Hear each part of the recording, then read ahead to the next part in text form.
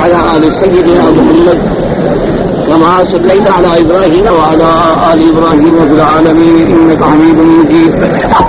قال الله تبارك وتعالى في كلامه المجيد: أعوذ بالله من الشيطان الرجيم. بسم الله الرحمن الرحيم. آمن الرسول بما أنزل إليه من ربه والمؤمنون كل آمن بالله وملائكته وكتبه ورسله لا نفرق بين أحد من رسله وقالوا سمعنا وأطعنا غفرانك ربنا وإليك المصير. لا يكلف الله نفسا إلا وسعها لها ما كسبت وعليها ما اكتسبت ربنا لا تؤاخذنا إن نسينا أو أخطأنا ربنا ولا تحمل علينا إصرا كما حملته على الذين من قبلنا ربنا ولا تحملنا ما لا طاقة لنا به واعف عنا واغفر لنا وارحمنا أنت مولانا فانصرنا على القوم الكافرين. قال المؤلف والمفسر رحمه الله تعالى: أدام النفع بعلومه وعلومكم في الدارين آمين. إلى أن قال: فقوله تبارك وتعالى آمن الرسول بما أنزل إليه من ربه إخبار عن النبي صلى الله عليه وسلم بذلك. قال ابن جرير: حدثنا بشر قال حدثنا يزيد قال حدثنا سعيدا قتادة قال ذكر لنا أن رسول الله صلى الله عليه وسلم قال: لما نزلت عليه هذه الآية ويحق له أن يؤمن. وقد روى الحاكم في مستدركه. حدثنا أبو النضر الفقيه قال حدثنا معاذ بن نجدة القرشي قال حدثنا خلاد بن يحيى قال حدثنا أبو عقيل يحيى ابن أبي كثير عن أنس بن مالك قال: لما نزلت هذه الآية على النبي صلى الله عليه وسلم آمن الرسول بما أنزل إليه من ربه والمؤمنون. قال النبي صلى الله عليه وسلم: حق له أن يؤمن. ثم قال الحاكم صحيح الإسناد ولم يخرجاه. اب مفسر رحمۃ اللہ علیہ خواتین سورۃ البقرہ کی تفسیر بیان فرماتے ہیں. یعنی پہلے تو آپ نے فضائل کا ذکر فرمایا کہ خواتین سورۃ البقرہ جو ہے یہ اتنی عظیم نعمت ہے کہ اللہ تبارک و تعالی نے ہمارے آقا سرکار مدینہ صلی اللہ علیہ وعلی آلہ وصحابہ وسلم تسلیما کثیرا کثیرا کو خزائن عرش سے کنوز عرش سے یہ نعمت عطا فرمائی. اور یہ نعمت آپ سے پہلے کسی نبی کو بھی نہیں ملی. تو جب کسی نبی کو نہیں ملی تو کسی امت کو بھی نہیں ملی.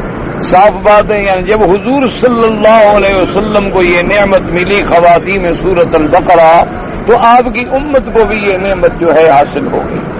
تو اسی طرح اس کی دوسری فضیلت میں یہ ذکر آیا تھا کہ جو شخص ان آیات کو پڑھ لیتا ہے یہ آیات جو ہیں اس کی حفاظت کرتی ہیں. اللہ تبارک و تعالی اسے شیاطین الجن والانس کے فتنوں سے محفوظ فرماتے ہیں. اسی طرح آپ نے پڑھا کہ سیدنا علی رضی اللہ تعالی عنہ نے فرمایا کہ مجھے تو اس انسان کے عقل مند ہونے پر بھی شبہ ہے کہ اگر انسان ہے اور عقل والا ہے اور رات کو آیت الکرسی اور یہ خواتین میں سورۃ البقرہ نہیں پڑھ کے سوتا تو فرماتے تھے میں سمجھتا ہوں یہ آدمی عقل سے فارغ ہے. یعنی یہ بے عقل انسان.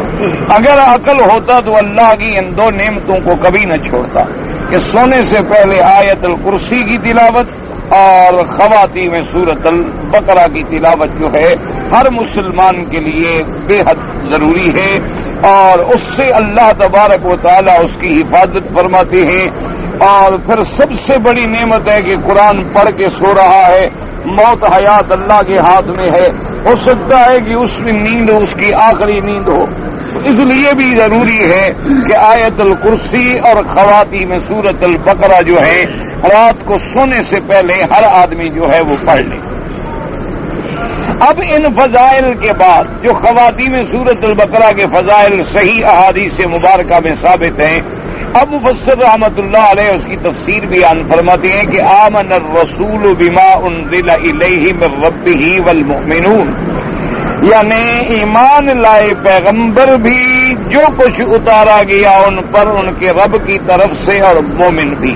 تو اس سے یہ بھی مسئلہ سمجھ آیا اور واضح ہوا جو علماء نے بیان فرمایا کہ جیسے ہر امتی کا حضور پاک پر ایمان لانا ضروری ہے، اس کے بغیر ایمان مکمل نہیں ہو سکتا جب تک حضور کی نبوت و رسالت پر ایمان نہ ہو، اور ساتھ ختم نبوت پر بھی ایمان ہو، کیونکہ اللہ کی جیسے ذات پر ایمان ہے صفات پر بھی ایمان ہے، اسی طرح جیسے حضور صلی اللہ علیہ وسلم کی ذات پر ایمان ہے صفات پر بھی ایمان ہے۔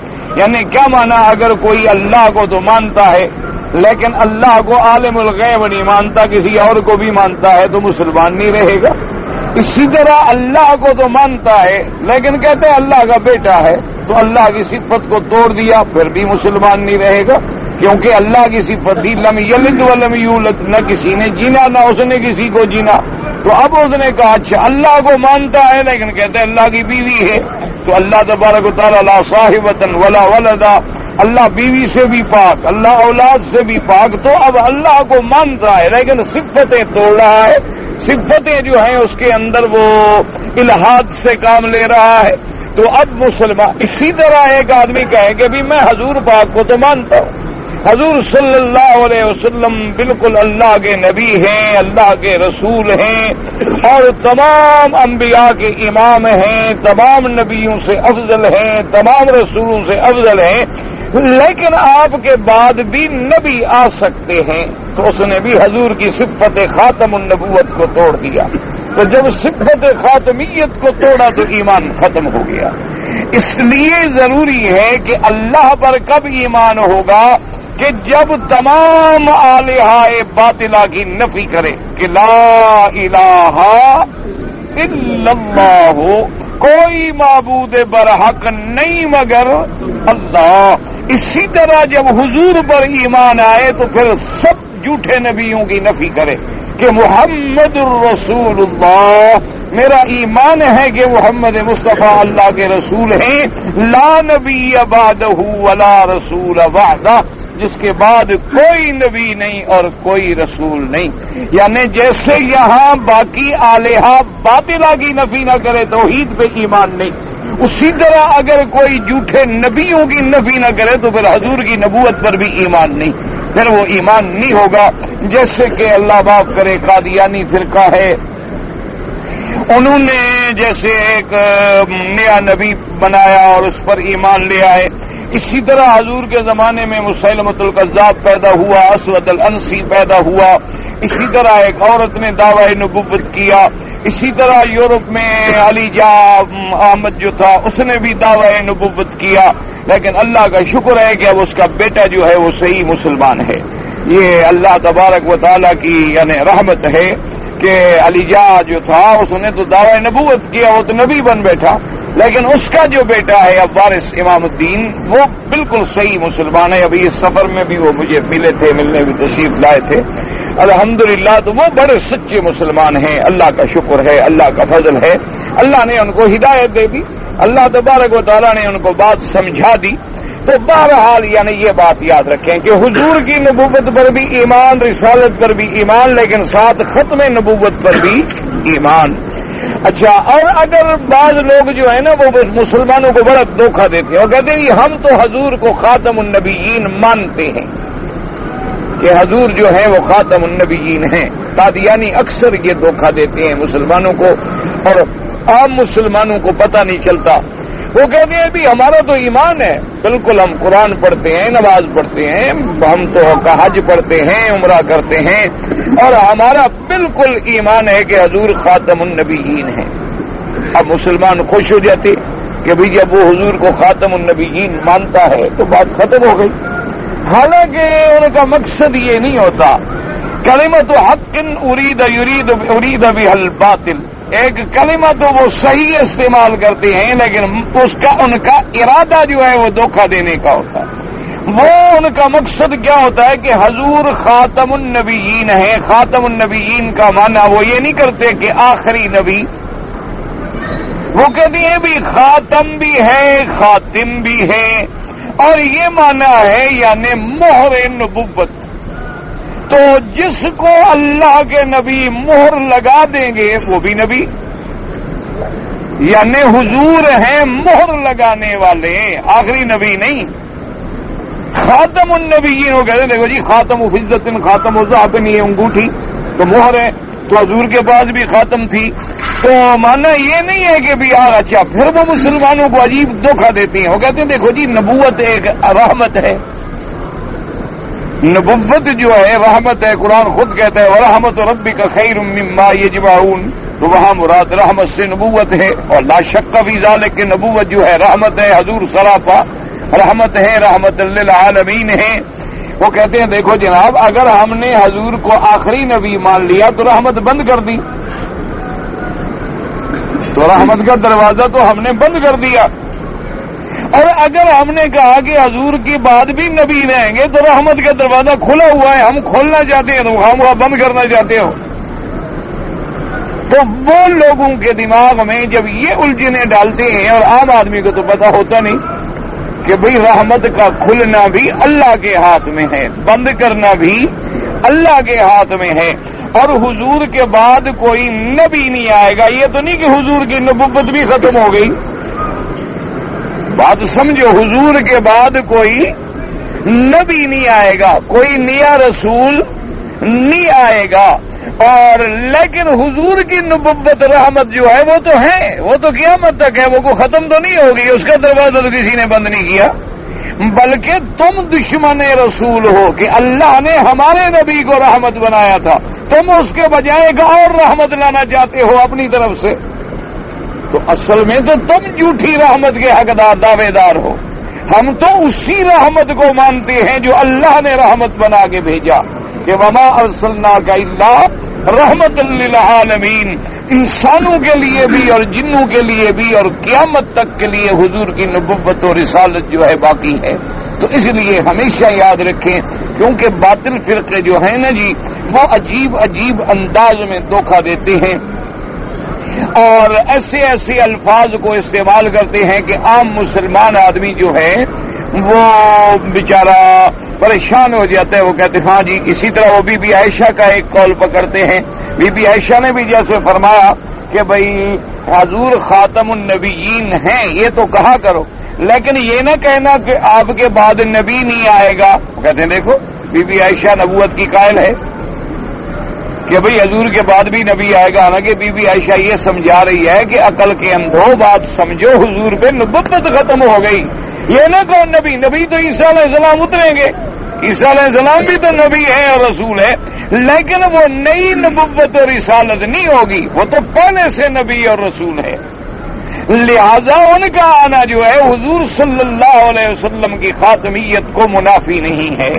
اسی لیے اس پر جو سب سے جامع اور سب سے عظیم کتاب ہے نا جو شیخ محمد قاسم نانوتوی رحمت اللہ علیہ نے لکھی ہے، اور مشکل بات یہ ہے کہ وہ لوگوں کو سمجھ نہیں آتی، اور جن کو سمجھ نہیں آتی انہوں نے نعوذ باللہ حضرت محمد قاسم نانوتوی رحمت اللہ علیہ پہ بھی فتوے لگا دیے کہ وہ بھی ختم نبوت کے قائل نہیں تھے. نعوذ باللہ ثم نعوذ باللہ ثم. اصل تو کتاب نہ سمجھ سکے.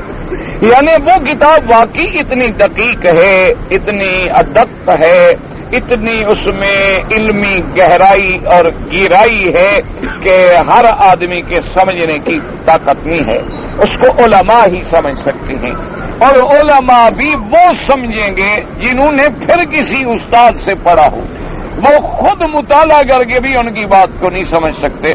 بہرحال دو لفظوں میں خلاصہ ان کا آسان جو ہے میں عرض کر دوں تو انہوں نے فرمایا کہ یوں سمجھ لو کہ خاتمیت کے جتنے رتبے ہو سکتے ہیں اللہ نے ہمارے نبی پہ سارے ختم کر دیے.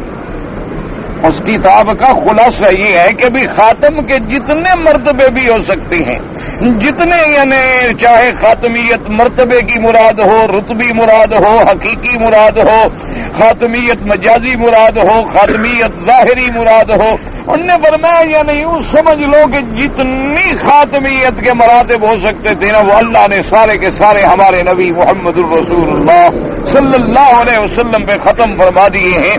اب ان کا مقام خاتمیت جو ہے وہ اتنا بلند بالا ہے کہ کوئی چیز حضور کی خاتمیت کو مجروح نہیں کر سکتی، تو اس لیے حضرت عیسیٰ علیہ السلام بھی اتریں گے آمنا و صدقنا، لیکن وہ پہلے سے نبی ہیں، ان کو نئی نبوت نہیں ملے گی، نئی رسالت نہیں ملے گی۔ اور یہ بھی یاد رکھو جب وہ اتریں گے تو پھر وہ خود اپنی شریعت انجیل پہ عمل نہیں کریں گے بلکہ وہ تابع ہو جائیں گے شریعت محمد مصطفیٰ صلی اللہ علیہ وسلم۔ اب دیکھو کتنی بڑا مسئلہ حل ہو گیا کہ حضور کے بعد کوئی نبی بھی آیا تو حضور کے تابع ہو گیا، کہ جائے کہ کوئی نیا نبی آئے، یعنی سابقہ نبی ہے، رسول ہے، اولو العزم من الرسل ہے، لیکن جب اترا ہے تو تابع ہے شریعت محمد مصطفیٰ صلی اللہ علیہ وسلم۔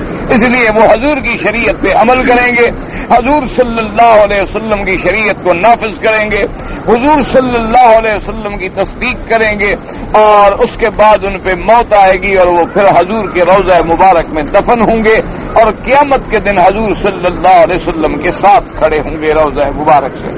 تو اس لیے بات یاد رکھیں کہ حضور پر بھی ایمان لائے، اور حضور کی بھی تمام صفتیں جو اللہ نے ان کی صفتیں قرآن میں ذکر کر دی ہیں کہ حضور رحمت للعالمین ہیں، حضور خاتم النبیین ہیں، حضور کو اللہ نے شاہد بشیر نذیر داعین الی اللہ سراجا منیرا، اللہ نے جتنی صفتیں دی ہیں سب پر ہمارا ایمان ہے۔ اور حضور صلی اللہ علیہ وسلم کے بعد لا نبی بعدہ ولا رسول بعدہ ولا معصوم بعدہ، اللہ کے نبی کے بعد اب نہ کوئی رسول آئے گا، نہ کوئی نبی آئے گا، اور نہ کوئی معصوم آئے گا۔ ایک مسئلہ تو یہ سمجھ لیں۔ ایک نمبر دو یہ مسئلہ سمجھیں کہ جیسے امتی کا حضور پر ایمان لانا ضروری ہے، سمجھو اللہ کی توحید پر ایمان ہے لیکن حضور کی نبوت پہ ایمان نہیں تو مسلمان نہیں ہوگا۔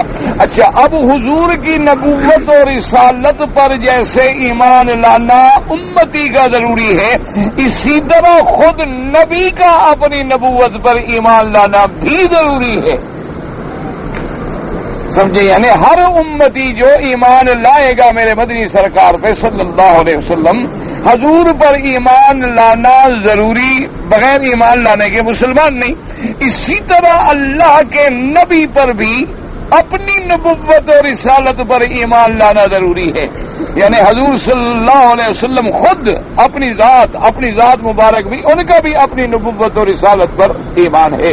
اسی لیے حدیث میں آتا ہے کہ میرے آقا سرکار مدینہ صلی اللہ علیہ وسلم جب صبح کی نماز کے لیے اٹھتے اور آپ کی نظر مبارک آسمانوں پہ جاتی تو آپ یہ آیت مبارک اکثر تلاوت فرماتے، ان فی خلق السماوات والارض واختلاف اللیل والنہار لآیات لأولی الالباب، اور اس کے بعد یعنی باقی آیات مبارک پڑھتے اور آخر میں پھر ارشاد فرماتی اللہم انت نور السماوات والارض ومن فیہن، اللہم انت الحق ووعدک حق وقولک حق ولقاؤک حق والجنت حق والنار حق والنبیون حق ومحمد صلی اللہ علیہ وسلم حق۔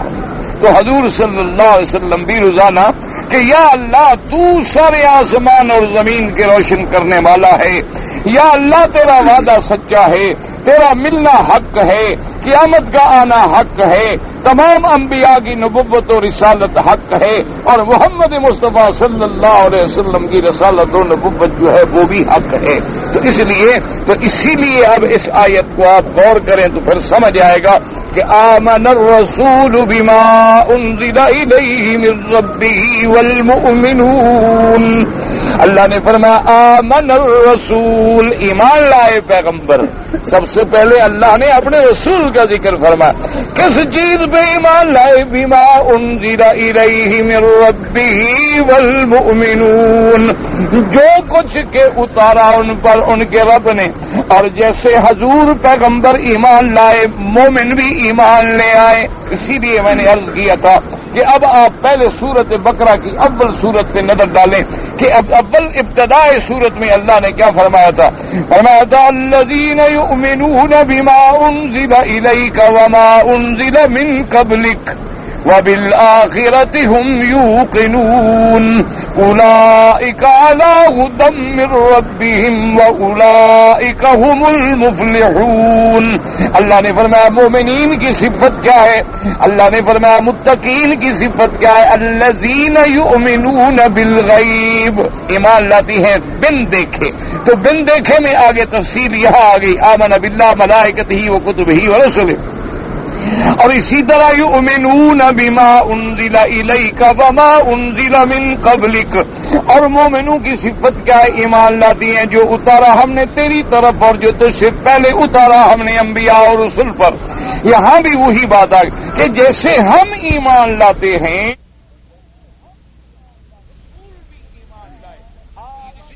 رسول بما انزل الیہ من ربہ والمؤمنون. اس لیے مفسر رحمۃ اللہ علیہ فرماتی ہیں کہ صحیح حدیث مبارک میں ہے کہ جب یہ آیت نازل ہوئی میرے آقا پر سرکار مدینہ صلی اللہ علیہ وسلم پر، آپ نے فرمایا وحق لہ ان یؤمن، باقی حق ہے اس کی ذات کا کہ اس پر ایمان لایا جائے. یعنی واقعی حق ہے اس بات کا کہ اللہ کی ذات پر آدمی کا ایمان ہو، کیونکہ وہی ذات تو ہے جس نے سارے آسمانوں کو اور زمینوں کو پیدا کیا، ساری مخلوق کو پیدا کیا، اور پھر ساری مخلوق کو اللہ تبارک و تعالی نے یہ سارے حواس خمس عطا فرمائے. تو اس لیے آپ نے فرمایا حق لہ ان یؤمن، یعنی اس کی ذات اس بات کی استحقاق کا حقدار ہے کہ اس پر ایمان لایا جائے. تو اس لیے ہمیشہ یاد رکھیں کہ اللہ تبارک و تعالی ہر آدمی کو ایمان کی دولت سے مالا مال فرمائیں. تو ایمان لانا جیسے ہمارے لیے ضروری، اسی طرح اللہ کے نبی کے لیے بھی ضروری کہ اللہ کا نبی بھی اللہ کی توحید پہ ایمان لاتا ہے، اللہ کا نبی بھی اپنی نبوت و رسالت پہ ایمان لاتا ہے، اللہ کا نبی بھی قیامت پر ایمان لاتا ہے. اس لیے ہر مسئلے میں آپ دیکھیں کہ جیسے ایک کافر آیا میرے آقا کے سامنے اور وہ سیدھا سی ہڈی لے کے آ گیا، اور اس کے بعد آگے کہنے لگا حضور صلی اللہ علیہ وسلم سے کہ یا محمد صلی اللہ علیہ وسلم کہ آپ کہتی ہیں کہ مرنے کے بعد جو ہے وہ بندے دوبارہ اٹھیں گے. دیکھو یہ ہڈی ہے، ایک مردہ انسان کی قبرستان سے میں لایا ہوں، یہ پرانی ہڈی ہے. اور اس کے بعد اس نے ہڈی کو یوں مسئلہ تو مٹی مٹی ہو گئی، پرانی ہڈی تھی گل جاتی ہے تو وہ تو ویسے مٹی ہو جاتی ہے. پھر پھونک ماری توڑ کے کہنے لگا حضور اس کے بارے میں بھی آپ کا یقین ہے کہ یہ دوبارہ زندہ ہوگی؟ آپ نے فرمایا نعم، میرا ایمان ہے کہ اللہ اس کو دوبارہ زندہ کرے. اسی کو اللہ نے پھر قرآن پاک میں اس واقعے کا ذکر فرمایا کہ اولم یر الانسان انا خلقناہ من نطفۃ فاذا هو خصیم مبین. اللہ نے فرمایا دیکھو عجیب تعجب کی بات ہے اس انسان پر کہ جس کو ہم نے ایک نطفہ قطرے سے پیدا کیا ہے، یہ اب اپنے اللہ کے آگے بھی جھگڑتا ہے. ضرب لنا مثلا ونسی خلقہ قال من يحيي العظام وهي رميم قل يحييها الذي انشاها اول مرة. اللہ نے فرمایا یہ دیکھو اب مثالیں دیتا ہے خدا کے سامنے کھڑے ہو کر کہ دیکھو جی ہڈی ہے بوسیدہ ہو گئی، اس کو کون زندہ کرے گا؟ یہ پاگل بھول گیا کہ اس کو کس نے پیدا کیا ہے. تو اگر ہم اس کو چند قطرے پانی سے پیدا کرنے پہ قادر ہیں تو دوبارہ ان ہڈیوں کو پہنانے پہ قادر نہیں ہے. تو اس لیے اللہ تبارک و تعالیٰ کے نبی کا یاد رکھو، اللہ کی توحید پر بھی ایمان، اللہ کے قرآن کے احکام پر بھی ایمان، اپنی ذات کی نبوت و رسالت پر بھی ایمان، اور آپ سے پہلے جتنے نبی گزرے ان پر بھی ایمان.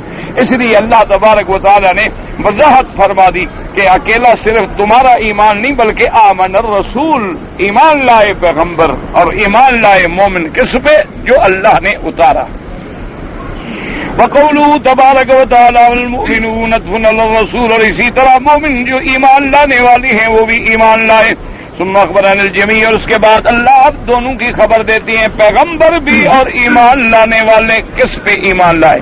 کل آمن باللہ وملائکتہ وکتبہ ورسلہ لا نفرق بین احد من رسلہ، فالمؤمنون یؤمنون بأن اللہ واحد احد فرد صمد لا الہ غیرہ ولا رب سواه ويصدقون جميع الانبياء والرسل والكتب المنزلة من السماء على عباد الله المرسلين والانبياء لا يفرقون بين احد منهم فيؤمنون ببعض ويكفرون ببعض بل الجميع عندهم الصادقون بارون راشدون مهديون هادون الى سبيل الخير وإن كان بعض ينسخ شريعة بعض بإذن الله حتى نصر الجميع بشرع محمد صلى الله عليه وسلم خاتم الأنبياء والمرسلين الذي تقوم الصلاة على شريعته ولا تزال طائفة من أمته على الحق ظاهرين۔ اب اللہ نے بیان فرمایا کہ اللہ کے رسول بھی اور مومن بھی ایمان لاتے ہیں سب سے پہلے اللہ کی توحید پہ کہ بأن اللہ واحد احد، وہی ذات ایک ہے، اکیلا ہے، اور ایسا اکیلا جس کا دوسرا کوئی نہیں۔ اس لیے دیکھیں نا قرآن پاک میں کہیں آتا ہے واحد، کہیں آتا ہے احد، الہکم الہ واحد۔ اچھا اسی طرح کہیں آتا ہے قل هو اللہ احد۔ تو اس لیے علماء نے فرمایا کہ اللہ نے دونوں صیغے استعمال فرما دیے، کیونکہ کبھی واحد تو ہے لیکن اس کے بعد اثنین آ جائے گا، تیسرا آ جائے گا، چوتھا آ جائے گا، لیکن احد وہ ہوتا ہے کہ جو کبھی تقسیم ہو ہی نہیں سکتا، جس کا کوئی دوسرا نہ ہو۔ اس لیے دونوں کو اللہ نے بیان کر دیا تاکہ کسی کو کوئی دھوکہ نہ پڑے کہ بھی اللہ بھی ہے تو دوسرا بھی ہے، یا جیسے آج کل بعض فرق ضالہ گمراہ فرقے جو ہیں وہ مسلمانوں کو دھوکہ دیتے ہیں کہ دیکھو جی مسلمان تو روزانہ شرک کر رہے ہیں۔ بھائی کیسے شرک کر رہے ہیں؟ وہ کہتے ہیں دیکھو جی مسلمان جب اذان دیتے ہیں تو کیا کہتے ہیں؟ اللہ اکبر۔ وہ کہتے ہیں اکبر جو ہے تو افضل تفضیل کا صیغہ ہے، مانا کہ اللہ بہت بڑا ہے۔ تو جب بہت بڑا ہے مانا اس سے کوئی چھوٹا بھی ہے، ورنہ پھر بہت بڑا کیا مانا؟ ورنہ اصول یہ ہوتا ہے کہ چھوٹا ہے، ایک بڑا ہے، ایک بہت بڑا ہے۔ تو جب ہم نے کہا بہت بڑا ہے تو پھر ایک بڑا بھی مانا بڑے تھے، ایک چھوٹا بھی مانا، ورنہ بہت بڑا کیا مطلب؟ پہلے کوئی اور بڑے ہوں تو وہ بہت بڑا بنے۔ تو اب جناب دیکھو خلجان ڈال، حالانکہ یہ جہالت ہوتی ہے، یاد رکھو کبھی کبھی اکبر جو ہے افعال تفضیل اپنے معنی میں نہیں ہوتا، وہ بطور مبالغہ ہوتا ہے، بطور مبالغہ استعمال کیا جاتا ہے، یعنی اللہ کی بڑائی بیان کرنے کے لیے، اور اس سے بڑا کوئی صیغہ نہیں تھا جس کو استعمال کیا جاتا۔ یہ معنی نہیں ہے کہ یہ حسن ہے اور کوئی حسن ہے، یہ بہت اچھا ہے اور دوسرا اچھا ہے اور تیسرا گزارا ہے، یہ معنی نہیں ہے، بلکہ یہاں معنی جو ہے صرف اللہ کی بڑائی اور کبریائی مقصود ہے۔ اس لیے یہ صیغہ بطور مبالغہ استعمال ہوا، یہ صیغہ بطور افعال تفضیل استعمال نہیں ہوا، کیونکہ اسی طرح اس کی صفت الکبیر بھی ہے۔ اگر الکبیر صفت نہ ہوتی پھر تو اکبر کے معنی میں آپ کوئی شبہ کر سکتے تھے۔ اچھا پھر اسی طرح اس کی صفت واحد بھی ہے اور احد بھی ہے، یہ ہمیشہ یاد رکھیں۔ تو جب سارے قرآن پہ نظر ڈالیں گے تو پھر ترجمہ سمجھ آئے گا۔ ایک چیز کے بارے میں ہم کہتے ہیں کہ جی یہ بہت اچھی ہے، یعنی اور اچھی بھی ہے، لیکن جب یہ واضح ہو جائے کہ چیز ہی ایک ہے اور چیز ہے ہی نہیں، تو اب سارے قرآن نے یہ بات واضح کر دی، الہکم الہ واحد، اللہ تبارک و تعالیٰ کی ذات تمہارا الہ جو ہے وہ ایک ہے۔ اسی طرح فرما دیا فَاعْلَمْ أَنَّهُ لَا إِلَٰهَ إِلَّا اللَّهُ، اللہ نے فرمایا جان لے کہ اللہ کے سوا کوئی معبود برحق نہیں مگر اللہ، اور فرما دیا قُلْ هُوَ اللَّهُ أَحَدٌ، اور پھر آگے فرما دیا اللہ الصمد. اچھا اب یہ بھی ہو سکتا تھا کہ ابھی تو ایک ہے، جیسے پہلے باپ ایک ہوتا ہے پھر شادی کرتا ہے بچے ہوتے ہیں تو 3 4 5 ہو جاتے ہیں. اب یہاں بھی کوئی شبوں میں پڑ سکتا تھا کہ خدا ایک ہے، خدا بے نیاز ہے، لیکن آگے جا کے شاید شادی کر کے بچوں والا ہو جائے. فرمایا لم یلد ولم یولد. یہ دماغ سے بھی شک نکال لو، وہ تو ایسی ذات ہے کہ نہ جینا گیا، نہ اس سے پہلے کوئی ہے نہ بعد میں کوئی ہے. لم یلد ولم یولد. اور اس کے بعد صرف یہ نہیں، اچھا شبہ ہو سکتا تھا کہ ٹھیک ہے جی اس کی اولاد بھی پاک، والدین سے بھی پاک، لیکن ہو سکتا ہے کہ اسی جیسا اور کوئی قوت میں طاقت میں. وَلَمْ يَكُنْ لَهُ كُفُوًا أَحَدٌ. ہر قسم کی نفی آ گئی. اللہ تبارک و تعالیٰ نے اب جب ہر جگہ آ گیا کہ وہ واحد ہے، وہ احد ہے، وہ صمد ہے، وہ لم یلد ہے، ولم یولد ہے، تو اب اکبر کا معنی یہ نہیں کریں گے کہ وہ بہت بڑا ہے، معنی اور بھی چھوٹے ہیں، کیوں اور تو ہے کوئی نہیں. هو الأول والآخر والظاہر والباطن وَهُوَ بِكُلِّ شَيْءٍ عَلِيمٌ. جب کچھ بھی نہیں تھا تو اسی کی ذات تھی، اور جب پھر کچھ نہیں ہوگا تو پھر بھی اسی کی ذات ہوگی. اس لیے ہمیشہ یاد رکھیں کہ انبیاء بھی ایمان لاتے ہیں کس بات پر کہ اللہ تبارک و تعالی واحد ہے، احد ہے، صمد ہے، لا الہ غیرہ، اس کے سوا کوئی الہ نہیں، معبود برحق نہیں، ولا سوا، اس کے سوا کوئی پالنہار نہیں، پیدا کرنے والا نہیں. وَيُصَدِّقُونَ بِجَمِيعِ الْأَنبِيَاءِ وَالرُّسُلِ. اور اسی طرح ایمان لاتے ہیں کہ جتنی انبیاء گزری ہیں، جتنی رسول گزرے ہیں، سب وَالْكُتُبِ الْمُنَزَّلَةِ مِنَ السَّمَاءِ. اور جتنی کتابیں اللہ نے آسمانوں سے اتاری ہیں.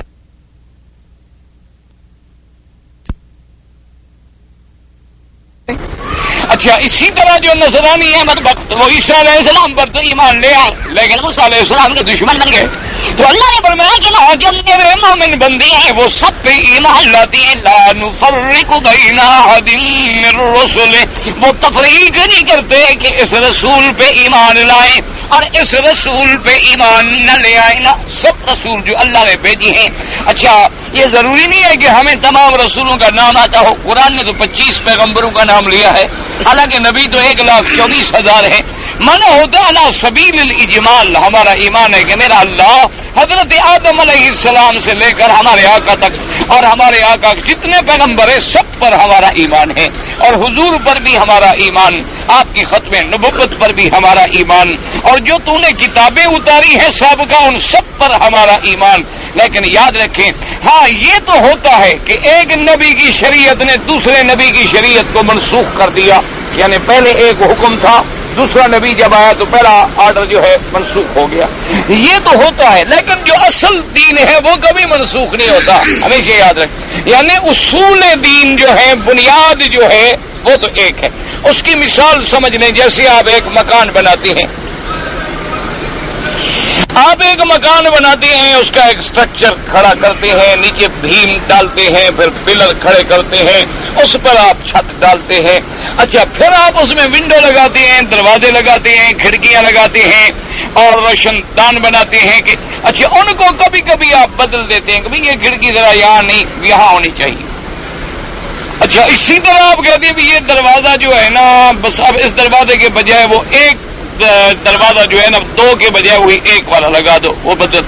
تو اس میں یہ چھوٹا موٹا رد، لیکن اصل بنیاد وہی کھڑی رہتی ہے، اس میں کوئی رد و بدل نہیں ہوتا.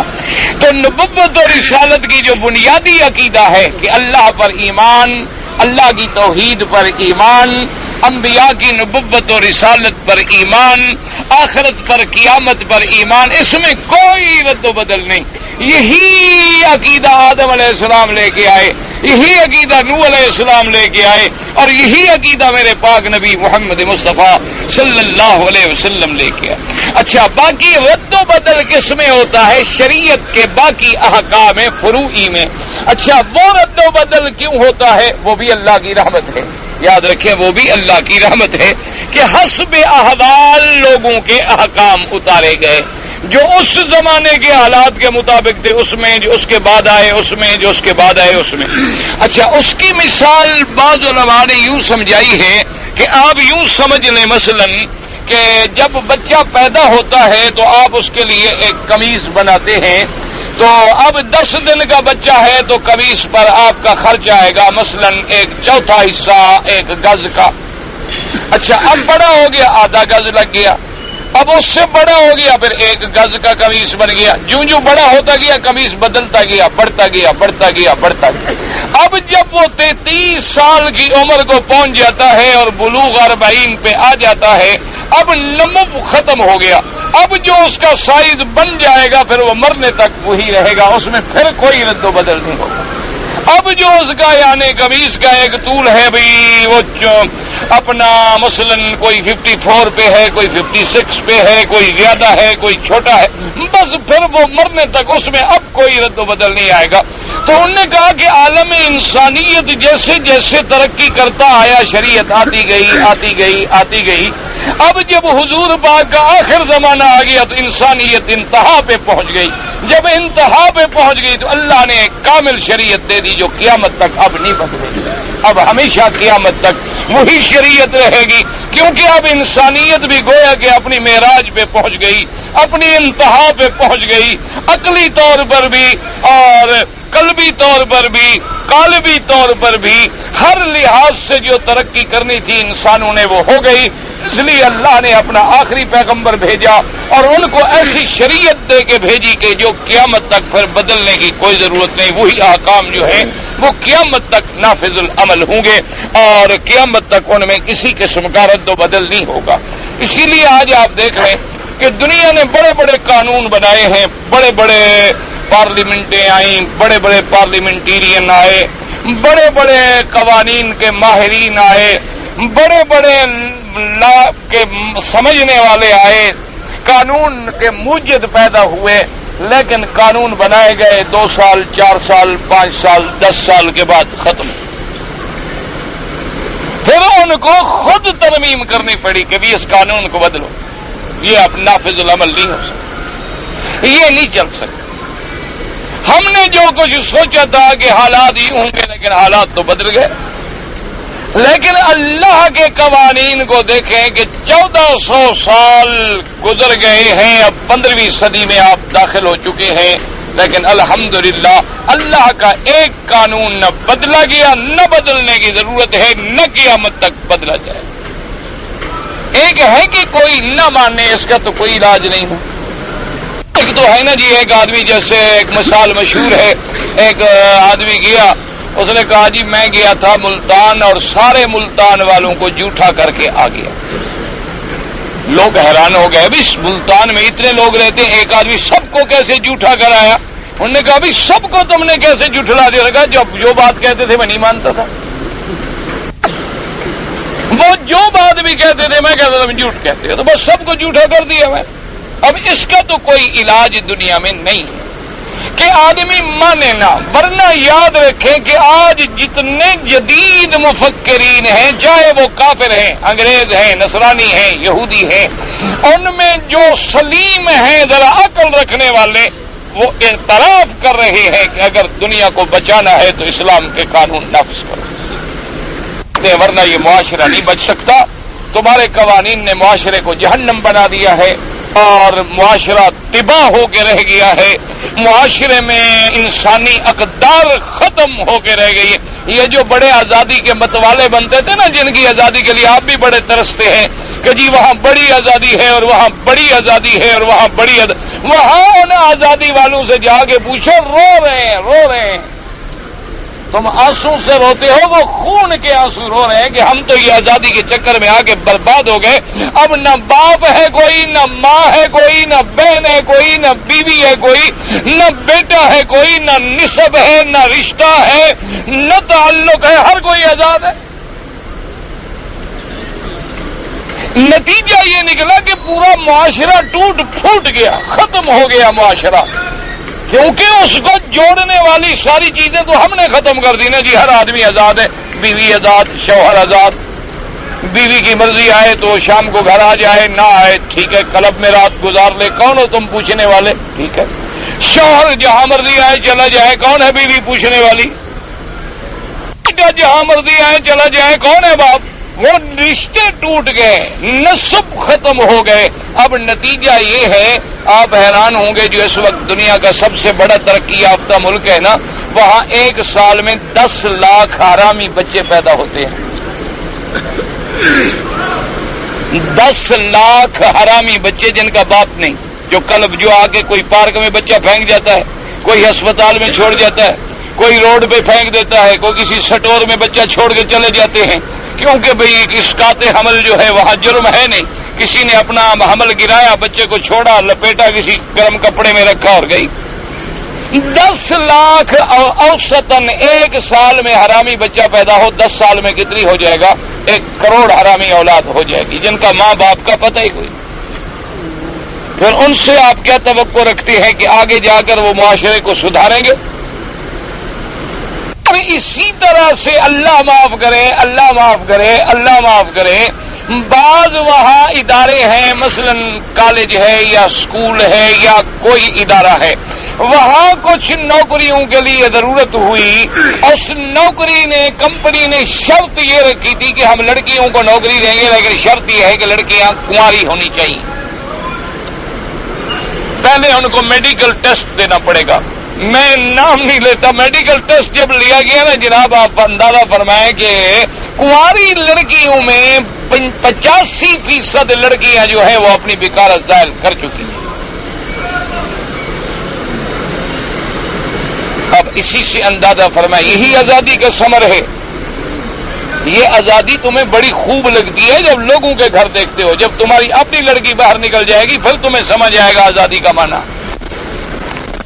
لوگوں کی لڑکیوں کو باہر پھرتا ہوا دیکھتے ہو نا، وہ تمہیں بڑی اچھی لگتی ہیں، لیکن جس دن تیری اپنی بیٹی بے حیا بن کے سڑک پہ کھڑی ہو گئی، اپنی بہن باہر نکل کے کھڑی ہو گئی، اپنی بیوی باہر نکل کے کھڑی ہو گئی، اس دن تمہیں اس آزادی کا مفہوم سمجھ آئے گا، اور پھر تم کہو گے کہ بالکل اللہ کے رسول نے سچ کہا تھا، وہ نظام سچا ہے، ہم بالکل غلط ہیں، ہم غلطی پہ جا رہے ہیں۔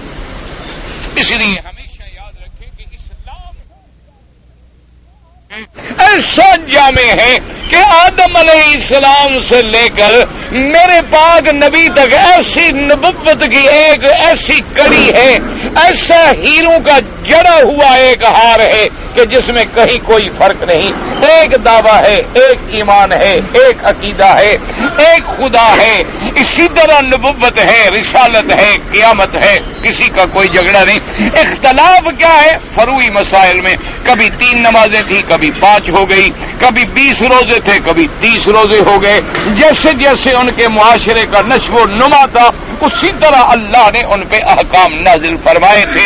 جب انسانیت تکمیل پہ آ گئی تو الیوم اکملت لکم دینکم واتممت علیکم نعمتی ورضیت لکم الاسلام دینا۔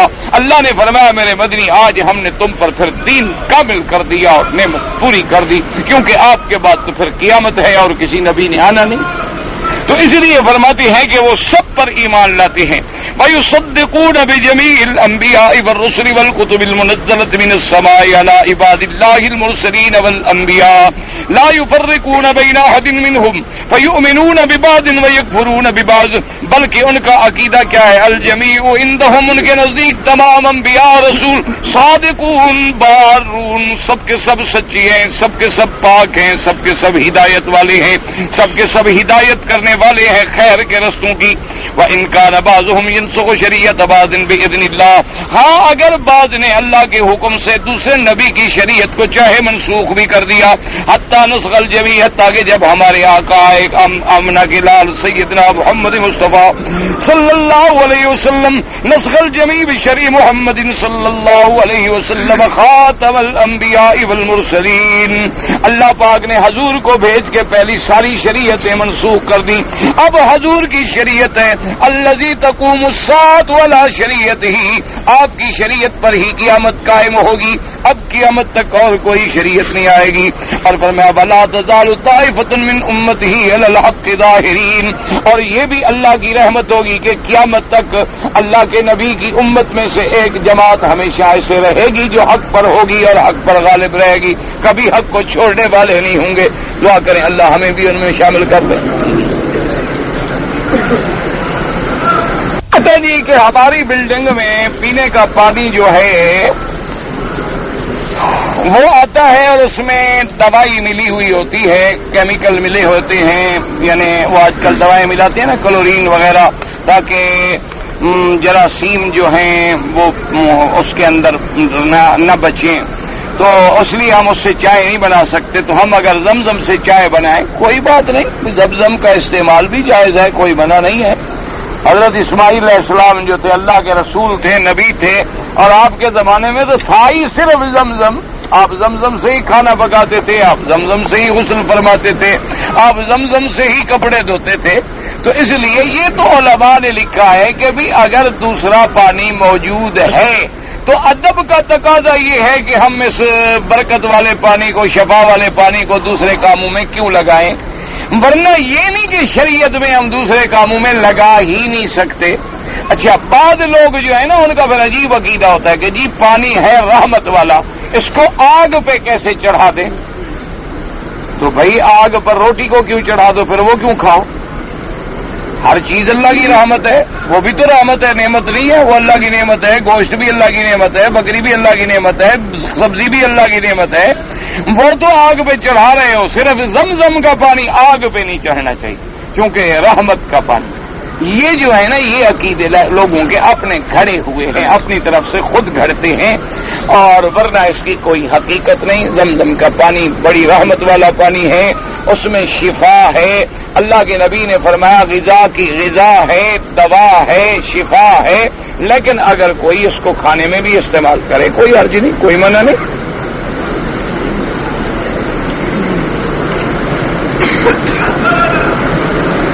آدمی کیا نماز کے بعد اپنے محبوب یعنی اگر کوئی لڑکی ہے اس کے لیے دعا مانگ سکتا ہے؟ کیا مانگتے ہو کہ میری بیٹی بن جائے؟ ہاں کیا مانگتے ہو؟ بھائی محبوب تو لڑکی ہے تو بیٹی ہی محبوب ہو سکتی ہے۔ اگر تمہارا عشق ہے تو دعا نکاح کی کرو، اور بدبختی کیوں کرو کہ اللہ کے حرم میں بیٹھ کر بھی شیطانی دعا کرو؟ یعنی اللہ کے حرم میں بیٹھ کر بھی تم دعا کرو کہ دوسرے کی لڑکی میرے ساتھ عشق کرے، تو تیری لڑکی یا بہن کے لیے بھی کوئی دعا مانگ رہا ہوگا، فکر نہ کرو۔ تمہاری زبان ہے تو لوگوں کے منہ میں بھی زبان ہے نا، تم اگر نظریں رکھتے ہو تو لوگوں نے بھی کوئی عین کے نہیں چڑھائی ہوئی، تم لوگوں کی لڑکیاں دیکھ سکتے ہو تو ہماری لڑکیاں بھی لوہے کے کوٹ میں محلوں میں نہیں رہتی، ان پر بھی لوگ نظر ڈال سکتے ہیں۔ جب دوسری کی لڑکی کے لیے بری نیت کرو، سوچ لیا کرو کہ میرے گھر کے لیے بھی ہو رہی ہے، کیونکہ یہ نبی کا فرمان ہے۔ آپ نے فرمایا جو زنا کرتا ہے اس کے خاندان سے زنا کیا جاتا ہے، یہ میں اپنی طرف سے نہیں کہہ رہا۔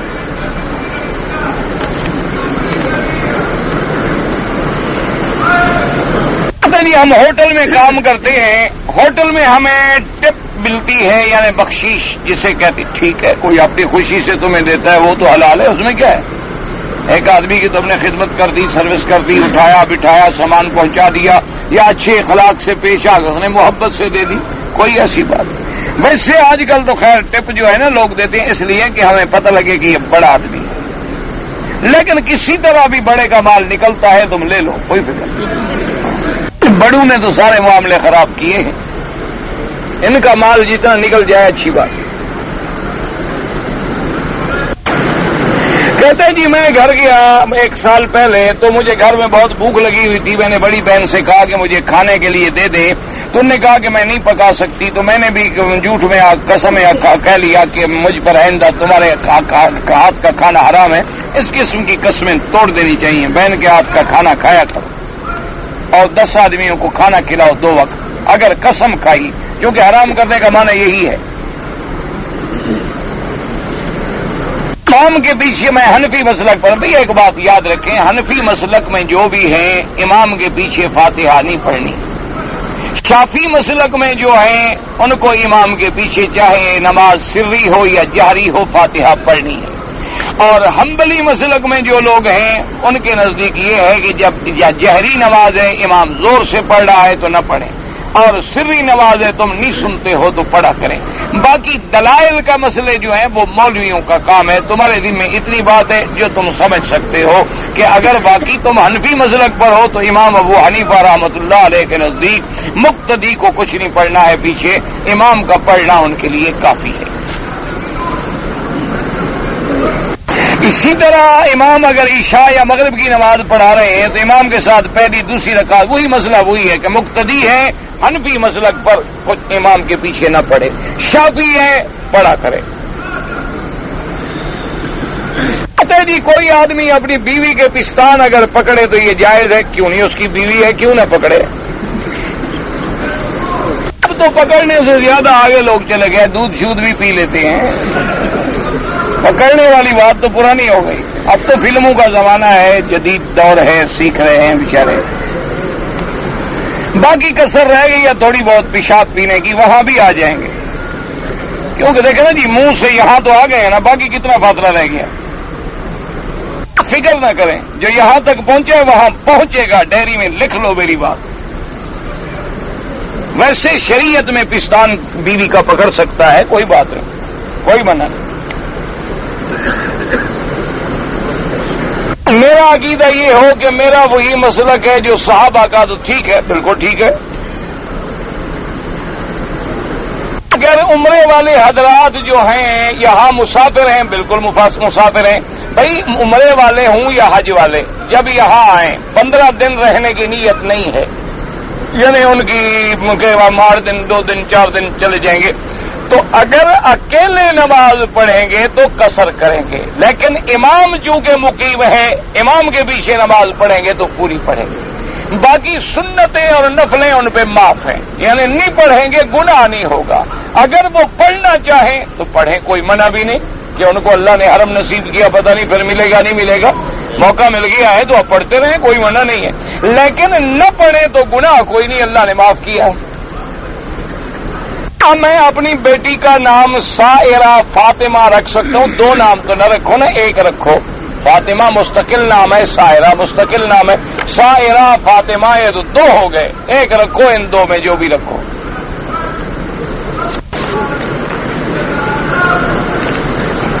یہ وہی مسئلہ فاتحہ کا بھی میں نے بتا دیا ہے۔ ایک آدمی نے اپنی بیوی کو 3 طلاقیں دے دی ہیں اور بہت پریشان ہے، کسی حنفی مولوی کے پاس نہ جانا، ان کے پاس تو رعایت ہے ہی نہیں۔ اس کا حل یہ ہے کہ یہاں دارالافتاء میں درخواست دے کے مفتی کے پاس چلے جائیں یا کسی محکمے میں، ان کے نزدیک گنجائش نکل آئے گی، ورنہ احناف کے نزدیک بڑا سخت مسئلہ ہے، کوئی گنجائش نہیں۔ زبان سے نیت جو کرتے ہیں نماز کی کوئی ضروری نہیں، اصل نیت دل میں ہے، اگر کسی نے کر لی منع نہیں، لیکن اصل نیت کا مقام جو ہے وہ قلب ہے، نیت کا مقام زبان نہیں۔ ہمارے یہاں تو جو نیت ہے یہ تو بالکل بدعت ہے۔ ہمارے یہاں جو شروع کرتے ہیں نا 4 رکعت نماز عشاء برائے خدا بوقت 8:30 بجے بروز اتوار، پیچھے اس امام کے اللہ اکبر، امام فاتحہ پڑھ رہا ہے، یہ نیت کر رہا ہے، یہ تو بدعت ہے۔ دیکھو نا اب ہم لوگ کس نماز کے لیے رکے ہوئے ہیں؟ بس یہی نیت ہے، ختم۔ نیت نہ ہوتی تو ہم کیوں رکے ہوتے؟ اسی کا نام نیت ہے۔ اگر پھر کسی نے استحضار کے لیے کہہ دیا عشاء کی نماز اللہ اکبر، کوئی بات نہیں، لیکن نیت کا مقام دل ہے، زبان نہیں۔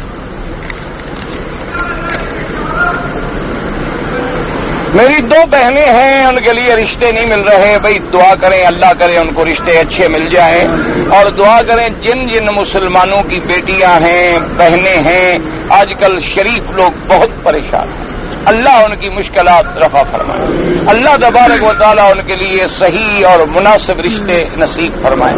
ایسے سورۃ الطلاق میں ایک آیت ہے، علماء نے لکھا ہے، بزرگوں نے، وَمَن يَتَّقِ اللَّهَ يَجْعَل لَّهُ مَخْرَجًا وَيَرْزُقْهُ مِنْ حَيْثُ لَا يَحْتَسِبُ وَمَن يَتَوَكَّلْ عَلَى اللَّهِ فَهُوَ حَسْبُهُ، یہ آخر تک، ان اللہ بالغ امرہ قد جعل اللہ لكل شيء قدرا، یہ 100 دفعہ روز پڑھ کے دعا کریں تو اللہ کی رحمت سے اچھا رشتہ جلدی مل جائے گا۔ بہرحال اللہ کا قرآن ہے، ہمارا تو ایمان ہے، قرآن پڑھ کے دعا مانگیں گے اللہ رحمت کریں گے۔ فجر کی اذان سے پہلے تہجد پڑھ سکتے ہیں، تہجد کے لیے سونا ضروری ہے، سونا کوئی ضروری نہیں۔ ایک آدمی کی رات کو ڈیوٹی ہے، سوتا ہی نہیں تو تہجد ہی چھوڑ دے۔ یہ تو لوگوں کے مسئلے ہیں کہ سو جاؤ اٹھو گے پھر تہجد پڑھو، یہ غلط بات ہے۔ عشاء کی نماز پڑھ کے آپ جو نفل بھی پڑھیں گے یہ بھی تہجد ہے۔ قرآن شریف میں جو سجدے آتے ہیں کوئی بھول جائے جب یاد آئے کر لو۔ میں نے خواب دیکھا تھا کہ میں خواب میں بہت رو رہا ہوں، اچھی بات ہے، رونا تو اللہ کو بڑا پسند ہے، اللہ پاک رحمت فرمائیں گے انشاءاللہ۔ مجھے ایک مسئلہ درپیش ہے اور میں آپ سے علیحدہ گفتگو کرنا چاہتا ہوں۔ آپ مجھے کس وقت مل سکتے ہیں؟ میں کوئی افسر ہوں، مجھ سے ٹائم لینے کی کوئی ضرورت ہے؟ میں عشاء کے بعد جب یہاں سے گزروں پکڑ لو، پوچھ لو، السلام علیکم، ختم ہوگی بات۔ صبح کی نماز کے بعد بھی یہ ہوں گا، میں آپ کا ایک خادم ہوں، بھائی ہوں، ہم کوئی ایسا نہیں کہ ہمارے لیے پہلے منظوری لینی پڑے گی۔ کالا رنگ بالوں کو لگانا ٹھیک نہیں ہے، لیکن اگر کالے میں مہندی ملا لیں پھر ٹھیک ہے۔ مفتی محمود صاحب رحمت اللہ علیہ کا کس جماعت سے تعلق تھا؟ جمعیت العلماء سے۔ بہت بڑے عالم تھے اور بہت بڑے مفتی تھے، ہمارے شیخ تھے، اللہ ان کی قبر پہ کروڑوں رحمتیں فرمائیں۔ خواب کرتے ہوئے بسم اللہ اللہ اکبر کہیں، اللہ اکبر کہیں، کوئی حرج نہیں، اللہ اکبر کہو تب بھی ٹھیک ہے، بسم اللہ اللہ اکبر وللہ الحمد کہو تب بھی ٹھیک ہے۔ دین تو بڑا آسان ہے، جو تمہیں یاد آئے کہہ دو وہی ٹھیک ہے۔ حضور پر جب ختم نبوت کے مراتب ختم ہو چکے ہیں تو حضور کے بعد کسی کی بات کا ماننا جو ہے وہ تو دروازہ، کسی کی بات کا کیا ماننا، یعنی نبی کے خلاف یا نبی کے تابع؟ اگر نبی کے خلاف مانے ہو تو ہے ہی کافر، اگر تابع مانے تو پھر کسی اور کی بات تو نہ مانی، نبی کی مانی نا۔ ہم نے ابو بکر کی بات مانی کیونکہ اس نے ہمیں نبی کی بات سنائی، تو اب بات تو ہم نبی کی مان رہے ہیں نا۔ حضرت ابو بکر ان کی بات کہہ رہے ہیں، میں ان کی مطلب کی کہہ رہا ہوں، زبان میری ہے بات ان کی۔ جیسے میں ہم کہوں کہ قال رسول اللہ صلی اللہ، تو بات تو حضور کی ہوئی، تمہیں خامخواہ۔ ہاں اگر ایک آدمی کہے نہیں حضور نے فرمایا ہے 5 نماز پڑھو، ہم 3 پڑھیں گے، کافر ہے، یہ تو کافر ہو گیا۔ امام ابو حنیفہ کیا کہتے ہیں کہ میری بات مانو نبی کی چھوڑ دو، کسی جگہ لکھا ہے انہوں نے؟ اگر ان کی بات کو سمجھنے والا کوئی نہ ہو تو پھر کیا کریں ہم؟ اللہ سے دعا کرو کہ اللہ عقل دے۔ میں نے کہا بازار میں ملتا نہیں ورنہ میں خرید کر کے کچھ لے آتا۔ ہم تو بھائی اپنے استاد کا گلے کرنے والے کو بھی بندہ نہیں مانتے، چاہے کہ امام اور محدثین کے گلے کرنے والے کو ہم انسان مان لیں۔ ہم تو استاد کا گلہ بھی حرام سمجھتے ہیں، والد کی توہین بھی حرام سمجھتے ہیں، تابعین کی توہین کرنا اور ان لوگوں کی توہین کرنا جن کا زمانہ حضور کے قریب ہو، بس اللہ ہی ہدایت نہ فرمائے۔ سب ائمہ نے کہہ دیا، یاد رکھو کہ بات اللہ کے نبی کی ہے، سمجھانے والے ہیں وہ، انہوں نے اس بات کو ہمیں سمجھایا ہے۔ جیسے ایک آدمی عربی پڑھا ہوا نہیں ہے، اردو میں ترجمہ کر دے حدیث کا تو کیا کہیں گے، یہ جس کا ترجمہ ہے اس کی مان رہا ہے کہ نبی کی مان رہا ہے؟ اب جو قرآن میں ترجمے آ گئے اردو کے، تو ترجمے کرنے والے کی تم بات مان رہے ہو یا خدا کی مان رہے ہو؟ ان ائمہ کرام نے حضور کے فرمان کے ترجمے کر کے ہمارے لیے دین کو آسان کر دیا۔ بات تو نبی کی ہے، بات تو حضور کی ہے، بات کو سمجھا کریں، بلا وجہ نہ دماغ میں بغض رکھیں ائمہ کے ساتھ۔ خیر القرون کے تمام لوگ بھی نبی کی بات مانتے تھے، بعد والے بھی نبی کی مانتے تھے، ہم بھی نبی کی مانتے ہیں، لیکن خیر القرون والے بھی قرآن کا مسئلہ آتا تھا ابن عباس سے پوچھتے تھے، قرات کا مسئلہ آتا تھا ابی ابن کعب سے پوچھتے تھے، اسی طریقے سے کوئی داخلی مسئلہ آتا تھا تو بی بی عائشہ سے پوچھتے تھے۔ کیوں جاتے تھے پوچھنے؟ اسی طرح ہم ائمہ سے پوچھتے ہیں۔ اپنا عمرہ کرنے آیا، میں نے کر لیا ہے، اب والد کا آپ بالکل کر سکتے ہیں۔ فرقہ اہل حدیث کب سے بنا ہے ان سے پوچھیں، جو بھی حدیث پہ عمل کرے اللہ ہمیں بھی توفیق دے، ہر مسلمان کو توفیق دے حدیث پر عمل کرنے کی، پڑھنے کی، سمجھنے کی۔ اللہم صلی علی سیدنا محمد وعلی آل سیدنا محمد وبارک وسلم۔ یا الہ العالمین، عالم اسلام پہ اپنی رحمت نازل